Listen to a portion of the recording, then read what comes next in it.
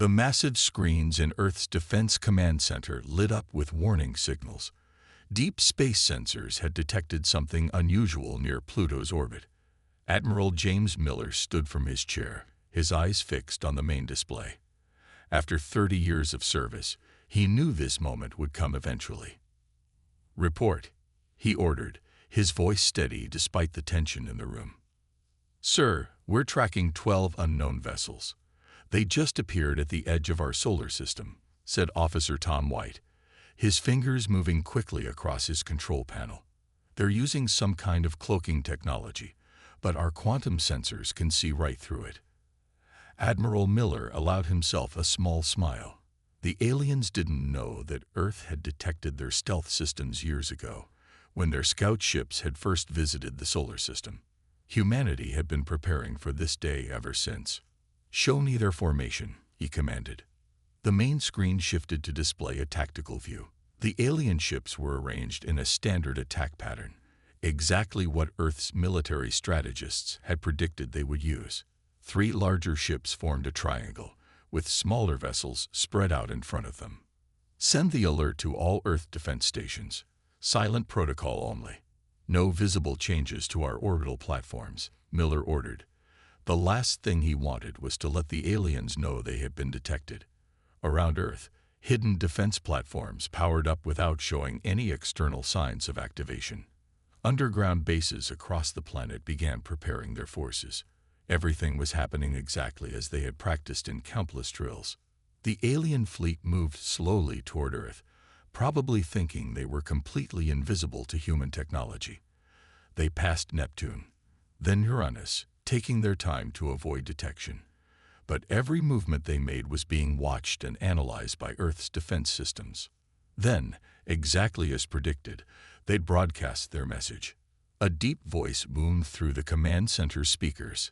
"Attention, primitive world. This is Lord Commander Thex of the Galactic Empire. Your world has been chosen to join our glorious empire.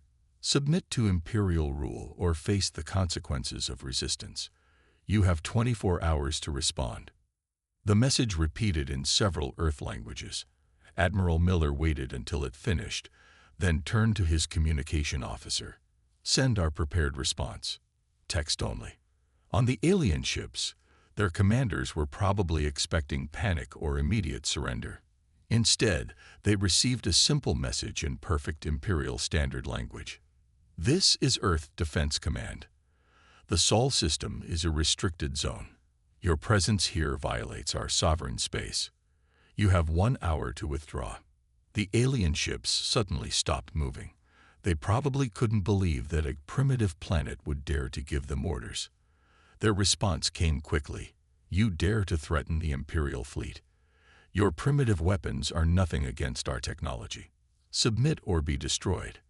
Admiral Miller pressed a button on his chair. "Execute Defense Pattern Alpha."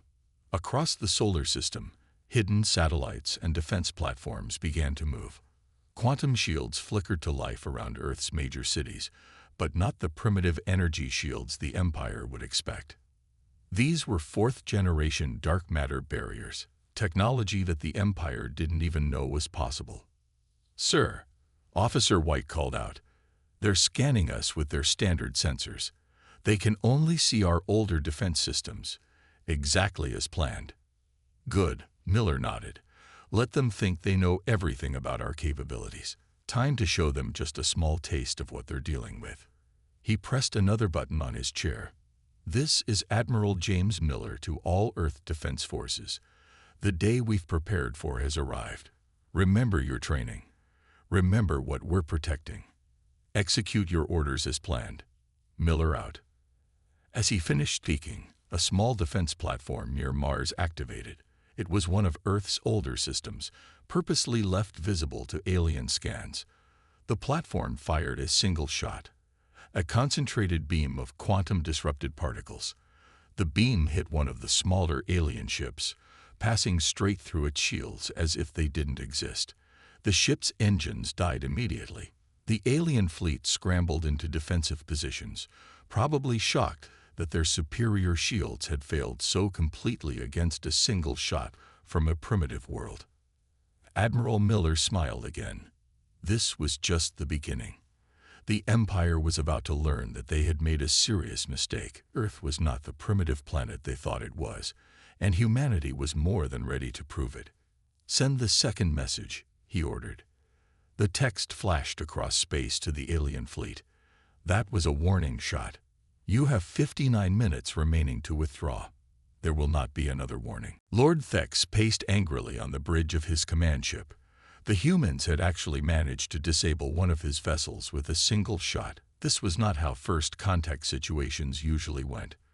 Primitive worlds were supposed to surrender at the sight of Imperial might, not fight back with advanced weapons.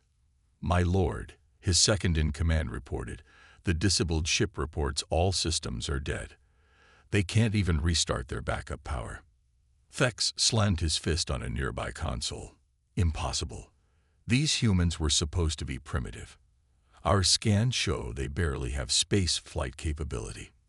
Meanwhile, in Earth's Defense Command Center, Admiral Miller watched the Imperial ships through their monitoring systems. The Empire's response to their warning shot was exactly what they had expected: confusion and anger. "Sir," Officer White called out, "we're receiving a transmission from their command ship." The large screen lit up with the image of Lord Thex. His alien features were twisted in rage. "You dare to attack an Imperial vessel? Your planet will suffer for this insult. You have one last chance to surrender before we destroy your major cities." Admiral Miller stood calmly, straightening his uniform. "Lord Thex, I believe it's time we had an honest conversation. Computer, disengage Protocol Omega. Show them what they're really facing." Across the solar system, thousands of hidden defense platforms suddenly became visible. Massive orbital stations phased into view around Earth, Mars, and Jupiter. A vast network of quantum-powered satellites and defense systems appeared, surrounding the Imperial fleet. The color drained from Lord Thex's face as his sensors updated with the new information. Earth wasn't defenseless. It was a fortress. What is this trickery?" Thex demanded. "No trickery," Miller replied. "For the past 100 years, Earth has been preparing for contact with hostile alien civilizations. We detected your scout ships decades ago. Every piece of technology you see was built to defend our home against threats like your empire." On the screen, Thex's officers were frantically reporting the new sensor data. Their scans showed weapons they had never seen before, defense systems that shouldn't be possible, and energy readings that made no sense to Imperial science. "You're bluffing," Thex said, but his voice wavered. "These are just holograms." Admiral Miller nodded to Officer White. "Give them a small demonstration." 3 defense platforms near Venus activated simultaneously. They fired precise beams that created a quantum barrier around the Imperial fleet. The alien ships suddenly found themselves unable to move or activate their weapons. "This is just one of our defensive capabilities," Miller explained. "We can disable your faster-than-light drives, shut down your weapons, and, if necessary, destroy your entire fleet. We've had years to study Imperial technology through your scout ships. We know every weakness, every flaw in your systems." The command center crew watched as panic spread across the Imperial bridge. Their mighty fleet was trapped, and their supposedly superior technology had been countered completely. "Listen carefully," Miller continued. "Earth is not interested in joining your empire. We are not primitive, and we are not helpless. The Sol system is off-limits to Imperial forces. This is not a negotiation." Thex's rage turned to disbelief as more sensor data poured in. Earth's cities were protected by shield technology far beyond Imperial understanding. Their weapons used principles of physics the Empire hadn't even discovered yet. "Your empire has conquered many worlds," Miller said, "but Earth will not be one of them. You have a choice: leave our system peacefully, or face the consequences of your aggression. The defense grid you see is just the first layer of our protection. You don't want to see the rest." To emphasize his point, another defense platform fired a warning shot. This time, the quantum beam passed through 3 layers of Imperial shields, before stopping just millimeters from their command ship's bridge. Impossible, Thex whispered, staring at the beam frozen in space before his ship. You have 30 minutes to decide, Miller said firmly. Choose wisely. Earth Defense Command out. As the transmission ended, Admiral Miller turned to his crew. Maintain battle stations. If they're as arrogant as our intelligence suggests, they might need one more demonstration before they understand their situation. The crew watched as the Imperial fleet hung motionless in space, trapped by Earth's technology, forced to face a truth they never expected. Humanity was not their prey. It was their equal, and perhaps their superior. The Imperial war fleet appeared at the edge of the solar system exactly 6 hours after Lord Thex's ships retreated. 500 warships, the pride of the Empire's navy, emerged from hyperspace in a massive battle formation. Their weapons were hot, their shields were at maximum power, and they were ready to teach Earth a lesson about defying the Empire. Admiral Miller watched the fleet's arrival on the main screen of Earth's Defense Command. He didn't look worried. In fact, he was smiling. Right on schedule, he said. They did exactly what our psychologists predicted. The Empire's pride wouldn't let them back down. He turned to his communication officer, Contact Commander Rachel Anderson. It's time for Operation Thunderstrike. Deep in the dark space beyond Mars, hidden by advanced stealth technology, Earth's counter-attack fleet waited. Commander Anderson sat in her command chair aboard the EDS Defender, Earth's most advanced warship. Unlike the bulky Imperial vessels, Earth's ships were sleek, dark, and nearly invisible to normal sensors. All ships, battle stations, Anderson ordered. Remember your training. Today we show the Empire why they should have stayed away from Earth. The Imperial fleet moved closer to Earth, their sensors still showing the same defense platforms and stations they had seen before. They thought they were prepared for Earth's weapons this time. They were wrong. Admiral Miller pressed a button on his chair. Execute Phase 1. Across the solar system, Earth's quantum defense grid activated. But this time, instead of creating barriers, it did something the Empire thought was impossible. It disrupted their faster-than-light drives. The entire Imperial fleet was suddenly trapped in normal space, unable to escape. What's happening? The Imperial fleet commander demanded as warning lights flashed across his bridge. Why aren't our drives working? Before he could get an answer, Commander Anderson's fleet struck. 100 Earth ships appeared from nowhere, their stealth systems dropping just as they fired their main weapons. Beams of concentrated dark matter cut through Imperial shields like they weren't even there. Impossible, the Imperial commander shouted as 20 of his ships lost power in the first volley. Their weapons, they're passing through our strongest shields. On the Defender, Commander Anderson directed her fleet with calm precision. Target their command and control systems first, she ordered. Don't destroy their ships unless necessary. Show them we have the power to disable rather than destroy. The Imperial fleet tried to fight back, firing thousands of energy weapons and missiles. But Earth's ships were protected by quantum shields that operated on principles the Empire had never seen. Their weapons either passed harmlessly through Earth's ships or disappeared into small quantum singularities that appeared in their path. Second wave, begin your attack, Anderson commanded. Another 100 Earth ships appeared behind the Imperial fleet, catching them in a perfect crossfire. More Imperial ships lost power as precision strikes disabled their systems. In Earth's Defense Command, Admiral Miller watched the battle with satisfaction. Send the prepared message to their fleet commander, he ordered. The Imperial commander received the transmission as he watched his mighty fleet being systematically disabled. Your weapons cannot harm us. Your shields cannot stop us. Your drives cannot escape us. This is your last warning. Surrender or be disabled. Never, the commander shouted. The Empire does not surrender to primitives. He ordered his remaining ships to concentrate their fire on a single Earth vessel. Commander Anderson watched calmly as thousands of Imperial weapons struck her ship's shields. The energy was absorbed, redirected, and transformed. "Return fire," she ordered. "Show them what a primitive ship can do."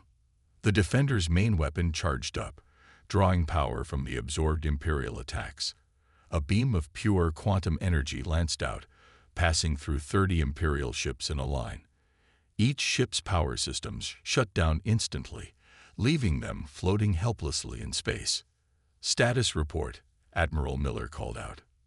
300 Imperial ships disabled, sir," Officer White reported. "No casualties on either side. Our systems are performing perfectly." Miller nodded. "Send another message to their command ship. This was just our first line of defense. Do you really want to see what else we can do?" The remaining Imperial ships hung motionless in space, their commanders watching in shock as Earth's fleet moved between them with impunity. Everything they believed about their technological superiority had just been proven wrong, and the battle had only lasted 15 minutes. The Empire's greatest fleet had just learned a harsh lesson. Earth was not a primitive world to be conquered. It was a power to be feared. The Imperial High Command was in chaos.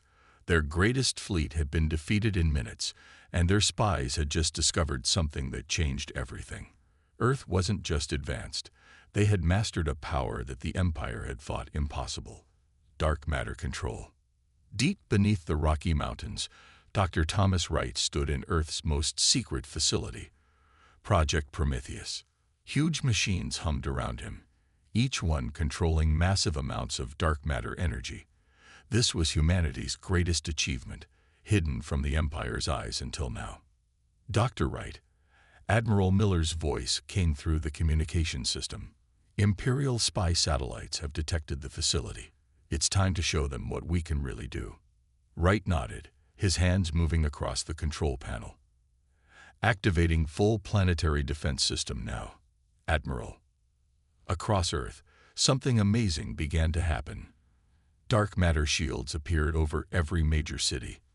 Unlike the simple barriers they had shown before, these were complete domes of shifting, purple-black energy that could stop any weapon in the known galaxy. In orbit, Imperial spy ships watched in horror as their scans showed the true extent of Earth's power. The entire planet was wrapped in layers of dark matter energy, controlled with perfect precision. "Send the data to High Command immediately," the lead spy captain ordered. But before they could transmit, their communication systems went dead. Earth's dark matter field had expanded into space, cutting off all Imperial communications. Admiral Miller stood in the Defense Command Center, watching as Earth's full defensive capabilities came online. "Send a message to all Imperial forces in the system," he ordered. "Let them see what they're really facing." On every Imperial ship, screens activated showing Dr. Wright standing in the Prometheus control room. "Greetings, Imperial forces," he said calmly. "Let me explain what you're seeing. For the past 50 years, Earth has not only studied dark matter, we've learned to control it completely. Your weapons, no matter how powerful, cannot harm us now." To prove his point, Wright pressed a button. A small dark matter field appeared around one Imperial battleship. The ship fired its strongest weapon, a planet-killing beam that could shatter moons. The beam hit the field and simply disappeared, absorbed into the dark matter itself. "Impossible." The Imperial Admiral screamed from his flagship. "No one can control dark matter. It defies the laws of physics." "Your laws of physics," Wright corrected him. "Earth's scientists discovered new laws, ones your Empire never imagined. We can create dark matter shields that nothing can penetrate. We can use dark matter to power our cities for thousands of years. And yes, we can use it to stop your entire fleet if we choose." In the Defense Command Center, Admiral Miller watched as panic spread through the Imperial fleet.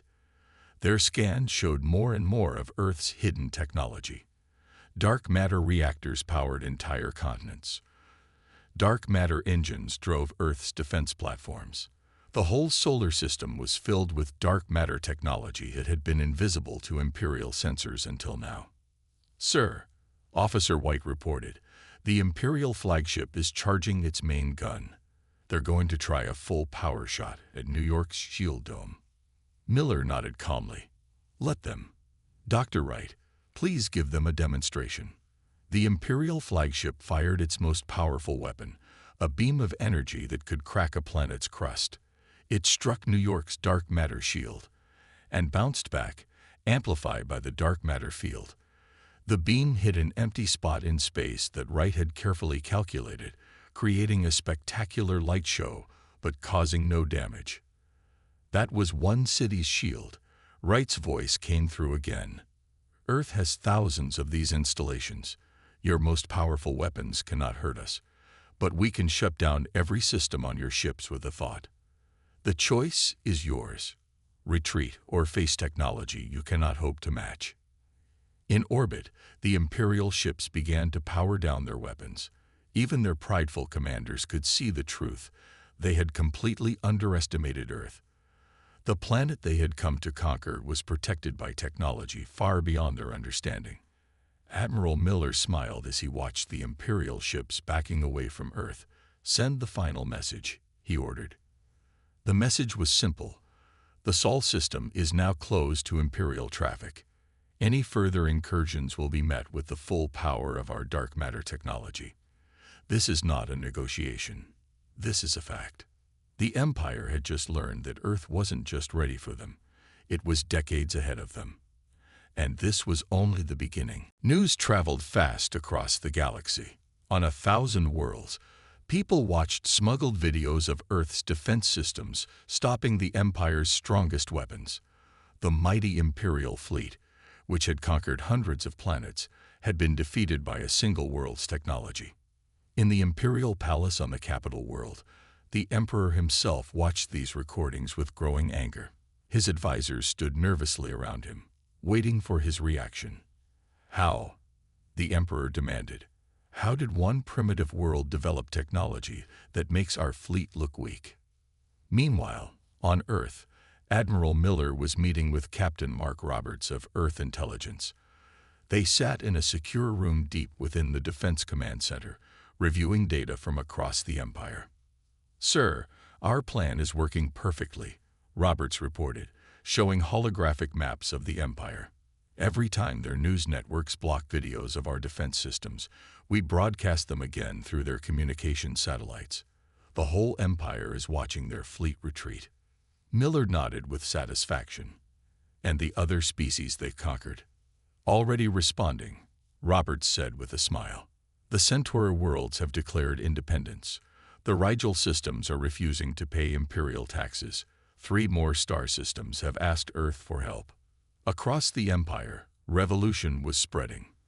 On planet after planet, conquered species who had lived under Imperial rule for centuries were rising up. They had seen Earth stand against the Empire's power and win. In Earth's Defense Command, Officer White suddenly straightened in his chair. "Sir, we're receiving a transmission from the Arcturus system. Their defense fleet is refusing Imperial orders. They're asking for Earth's help." Admiral Miller turned to Captain Roberts. "Time for the next phase. Send them the technical plans we prepared." Earth had been ready for this moment. Hidden within its databases were designs for simplified versions of their defense technology, not as powerful as Earth's dark matter systems, but strong enough to resist Imperial weapons. "Transmitting plans now," Roberts confirmed. "And sir, the Imperial Palace just found out what we're doing. They're not happy." On the Imperial capital, the Emperor watched in horror as more reports came in. Earth wasn't just defending itself. It was showing other worlds how to fight back. His empire was falling apart system by system. "Send the entire reserve fleet," the Emperor commanded. "Crush these rebels before." His words were cut off as every screen in the palace suddenly activated. The face of Admiral Miller appeared, broadcasting to every world in the Empire simultaneously. "People of the galaxy," Miller began, his voice calm but firm.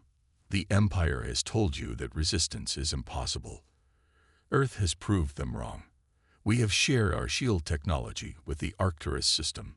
We will share it with any world that wants to be free." In the Defense Command Center, Officer White reported, "Sir, Imperial communications are trying to block our broadcast." Let them try, Miller smiled. Dr. Wright. Deep in Project Prometheus, Dr. Wright activated Earth's most powerful dark matter transmitters. The Empire's communication blocks were useless. Earth's signal reached every planet, every ship, every colony in Imperial space. For centuries, the Empire has ruled through fear of their superior weapons. Miller's broadcast continued. That ends today. Earth stands ready to help any world that chooses freedom. We ask nothing in return except peace and cooperation. The Emperor could only watch as his subjects cheered Earth's message. On 100 worlds, Imperial governors were being forced from their palaces. The Empire's iron grip was breaking. Sir, Roberts reported to Miller, we're getting responses from 30 more star systems. They're all declaring independence from the Empire. Miller nodded. This was more than just Earth defending itself. This was the beginning of a new age in the galaxy. The Empire had thought they were crushing one rebellious planet. Instead, they had sparked a revolution that would change everything. Send the next message to all responding systems, Miller ordered. Tell them Earth welcomes them as equals. The time of Imperial rule is over. The time of freedom and cooperation has begun. Across the galaxy, cheers erupted from countless worlds. The empire that had ruled for 1,000 years was crumbling, all because they had made one simple mistake. They had threatened Earth, and Earth had shown the galaxy how to fight back. The revolution had begun, and there was nothing the Empire could do to stop it. The Emperor stood on his flagship's bridge, watching as 10,000 Imperial warships gathered for one final attack. This was everything. Every ship the Empire could find, every weapon they had left. They would either crush Earth or be destroyed trying. Send the message, the Emperor commanded. Tell Earth to surrender or face total destruction. In Earth's Defense Command Center, Admiral Miller read the Empire's threat with calm eyes. They had expected this, a desperate last attack with everything the Empire had left. All defense stations. This is Miller, he announced. The enemy is coming with their entire fleet. This is what we've prepared for. Execute final defense protocol. Around Earth, massive new defense platforms emerged from hidden positions. Each one was powered by dark matter reactors that made them glow with purple energy. In orbit, Commander Anderson's fleet moved into position, their ships now openly displaying their advanced technology. Sir, Officer White reported, Dr. Wright says Project Prometheus is at full power. The planetary shield is ready. Miller nodded. Send one last warning to the Imperial fleet. The message was brief. Turn back now. What you're about to face is beyond anything you've seen before. The Emperor laughed when he received it. Beyond anything. We have 10,000 ships. Begin the attack. The Imperial fleet surged forward, weapons blazing. Energy beams and missiles filled space, all targeting Earth. They thought that with enough firepower, they could overwhelm Earth's defenses. They were wrong. Activate the Sol system quantum lock, Miller ordered. Dr. Wright pressed a sequence of controls in Project Prometheus. Suddenly, dark matter fields appeared throughout the solar system. The Imperial fleet found itself trapped, their engines working but unable to move forward. What's happening? The Emperor demanded as his mighty fleet hung helpless in space. Commander Anderson's voice came through all Imperial communications. Your ships are caught in a quantum lock field. You can fire your weapons, but you cannot move. Look around you and see what you're really facing. The Imperial fleet watched in horror as Earth's full defensive fleet decloaked. 5,000 ships, each one powered by dark matter technology, surrounded the Imperial Armada. But Earth wasn't finished yet. Dr. Wright, Miller called, show them the dark matter cascade. In Project Prometheus, Wright activated Earth's ultimate defense system. Dark matter streams began flowing between Earth's defense platforms, creating a web of energy that encompassed the entire Imperial fleet. Listen carefully, Miller broadcast to the trapped Imperial ships. The dark matter cascade can shut down every system on every one of your ships instantly. You won't be destroyed. You'll simply float in space, powerless, until we decide to rescue you." The Emperor stood rigid with fury. "You're bluffing. No one has that kind of power." "A demonstration, then," Miller replied calmly. "Dr. Wright, disable Sector 1. A pulse of dark energy rippled through space. 1,000 Imperial ships suddenly went dark, their mighty engines and fearsome weapons reduced to useless metal. "That was 10% of your fleet," Miller explained. "The next pulse will disable half of your remaining ships. The choice is yours, Emperor. Surrender or watch your entire fleet become space debris." On the Imperial flagship, officers were begging the Emperor to surrender. They had seen enough of Earth's power to know this was no bluff. "Never," the Emperor shouted.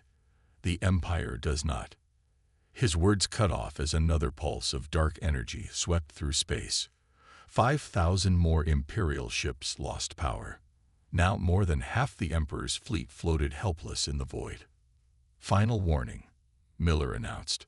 "The next pulse will disable everything except your life support. What's your choice, Emperor? Pride or survival?"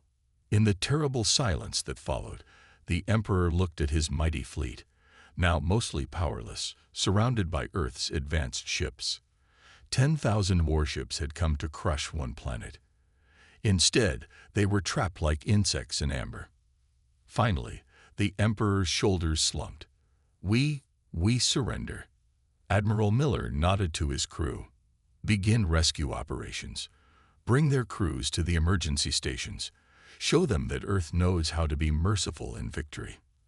As Earth's ships moved in to help the powerless Imperial vessels, the galaxy watched in amazement. The empire that had ruled for 1,000 years had been defeated not just by Earth's technology, but by its humanity. The age of the Empire was over.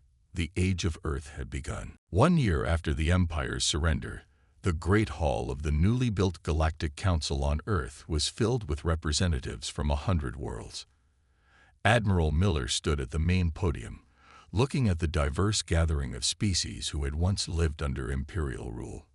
Now they were here as equals, ready to build something new. "Welcome to the first meeting of the Free Systems Alliance," Miller announced. 1 year ago, we stood together against an empire that thought itself unbeatable.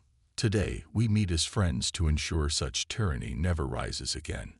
In orbit above Earth, the changes were clear to see. Ships from dozens of different worlds moved peacefully through space, many of them equipped with simplified versions of Earth's defense technology. The knowledge-sharing program had worked better than anyone expected. Dr. Wright, now head of the Alliance's Technology Exchange Program, stood up to speak. With Earth's help, 30 former Imperial worlds have already built their own dark matter defense systems. 20 more will have them within the year. Never again will one power be able to dominate others through superior weapons. In the audience, former Imperial worlds sat next to the rebels who had fought them. The Emperor himself sat in the back row, no longer a ruler but an observer, watching as his 1,000-year empire transformed into something new and better. Commander Anderson, who had led Earth's fleet in the final battle, presented the next part of the plan. The Free Systems Alliance isn't about replacing the Empire with a new power. It's about working together. Each world governs itself, but we all help defend each other. Earth's technology isn't just for defense anymore. We're using it to improve lives across the galaxy. She pressed a button, showing holographic images of the changes happening throughout former Imperial space. Dark matter reactors providing clean energy to polluted worlds.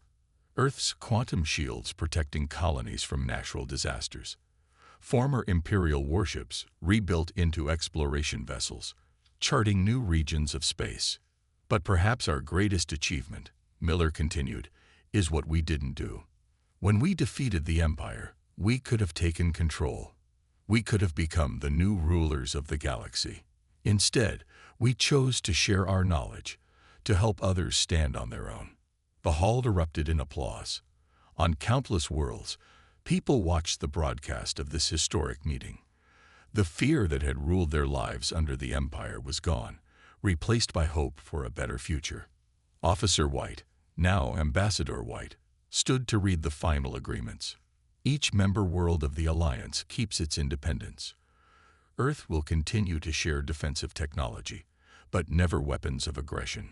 All worlds agree to help each other in times of crisis. And most importantly, no single power will ever be allowed to dominate others again. In Project Prometheus, now an open facility where scientists from across the galaxy came to learn, new discoveries were being made every day. The combining of Earth's knowledge with ideas from other worlds was creating technologies that would have seemed impossible just a year ago. Let history remember this day, Miller said, concluding the meeting. Not as the day Earth defeated an empire, but as the day the galaxy chose cooperation over conquest, friendship over fear, and peace over power. The Emperor, watching from his seat, finally understood what had made Earth different. It wasn't just their advanced technology or powerful weapons. It was their choice to use that power to help others instead of controlling them. As the meeting ended, representatives from 100 worlds signed the Alliance Charter.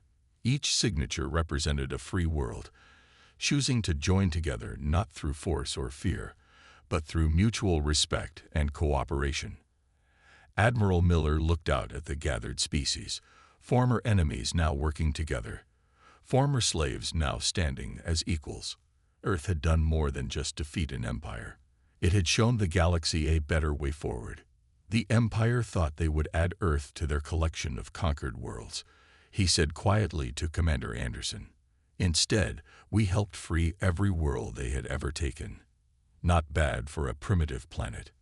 Anderson smiled. So what's next? Miller looked at the star map showing the countless unexplored regions of space. Now we do what humans do best. We explore, we learn, and we help others do the same. The age of empires is over. The age of discovery has begun.